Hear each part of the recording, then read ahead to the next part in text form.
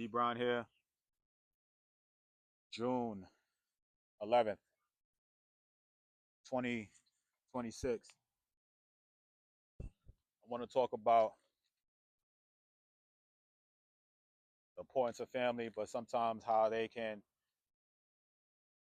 only see you one way, good or bad. I've talked about some of the times, some of the issues that I have sometimes as family members looking at me from the past, meaning like only see me as a somebody who made it to the league. Sometimes my dad, he says some things that sometimes it's like, oh, you had your chance to make millions of dollars, and you know, what are we doing now? And you know, other family members looking at you like with reverence, and certain things that my brother and I we got into it the other day. I ain't gonna say it was a couple of years ago, and it was like because I think he still sees me as this major league player, which is great, and I could be wrong, but that's just me. But when family sees you as one way, they think how it was when you were making all this money when you were in the major leagues to where you are now. You're in a different state. You're trying to last. You're trying to create things that can um, sustain you. I was never one to make millions and multi-million dollar contracts when I played. Um, I was just the grinder. I was just one of these guys that hustled minimum contracts and just did my thing. But the status of being in the major leagues and all of that, obviously you make decent money, but sometimes it got to the point where family members couldn't see you outside of that, especially when it comes to monetary. I thought about my youngest nephew, and I talk about this. He's in his 30s now. My youngest nephew's in his 30s, but I had to realize, like, damn, I'm like, he don't really know me as Uncle D, where I was just, the snotty nosed motherfucker over in New York over there trying to, grind and make it to the league. You know what I'm saying? He don't know me. He don't remember that part because he was so young. He was born while I was in high school, and I had to remember, like, about 10 plus years ago, he was. We were in.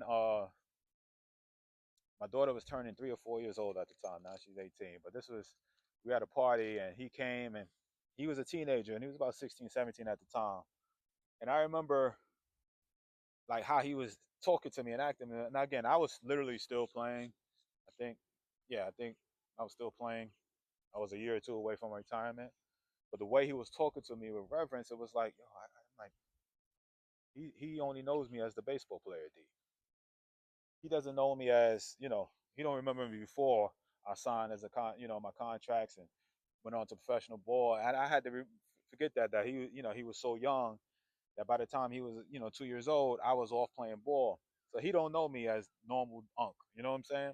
Now it's a little different, but back then I had to remember that. And I take it, now they still, my nephews still look up to me, and I still take that as a you know as a badge of honor. Where they take my advice, they listen to me. You know, um, always been around them as best I could. Um, but baseball is what I've done.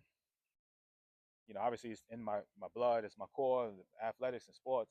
But that's just what I did, as a job. And sometimes I believe that, you know, people, family members, and I bring it up, obviously I know it from a credibility. I did something that was extremely special and rare, making it up to the major leagues. I get it. Snotty nose cat from originally from the Bronx, I'm saying, to make it there, I know that it is, you know, you know, slim chances that I did what I did, but I'm appreciative of it. But sometimes when you get the family members, they can't see you differently. They can't.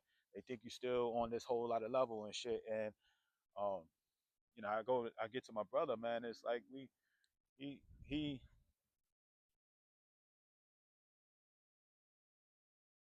he knows where I'm at, but sometimes you can't see the difference. And and I don't know, man. And I'm just reflecting because my brother and I, who I love very deeply, we were cool, we tight, but we went a few years without talking. Again, this is the second time since our mother died 10 years ago that two different times we go through years without talking. For what? I don't understand. And I'm just keeping it 100 with you, man. I you know, I don't understand.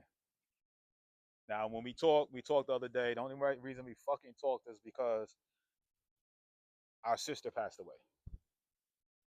That's what connected us. That's what family does, right? When shit, funerals, and it's always some more doom and gloom shit when families kind of get together, right? I have not talked to my brother before for 2 years based off of some dumb shit that happened, and it wasn't even like it didn't even need to be this way. And I'm just, I don't even know why I'm talking, but I need to get it out because I'm hoping some people relate to me that having siblings, or mothers, and you haven't talked to them in a long fucking time, and you're just wondering like, what's going on? Like, why? How did we get to this point here? Because I know people that I know personally that haven't talked to their mom in 2 years, their father in 10 years, more than that. You'd be like, how does it get to this point? And my brother and I with that, we're going on. We talked one time, and we just caught up and talked like ha ha ha. We joked, and we also told some stories about our sister. But why is it our sister's death that's bringing us together? Ask me again, and then it's on me too. Ask me why I haven't talked to him since.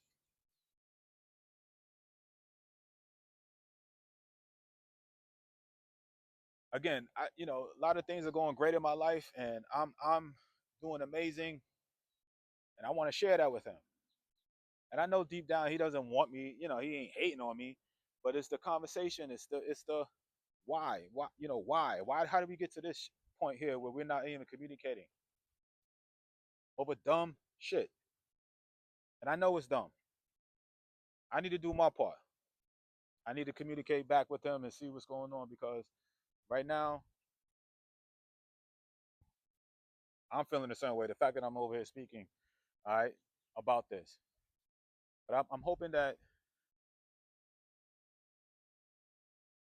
somebody can relate when you're talking to you have family members of you that you love, but for whatever reason you're on the outs, you ain't communicating.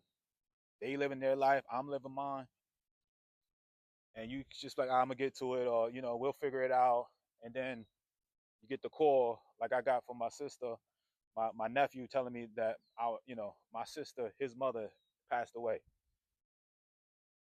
and it wasn't like it was supposed to happen. And now we were communicating, what's good, but we went 5 years without there talking, and it was an ongoing cycle, family cycles, man, family cycles. And sometimes, I would never think that in all these years that my I would be in this position with my family that we're not communicating.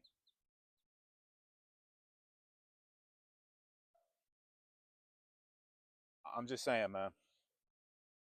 I don't know if I'm the only one going through this.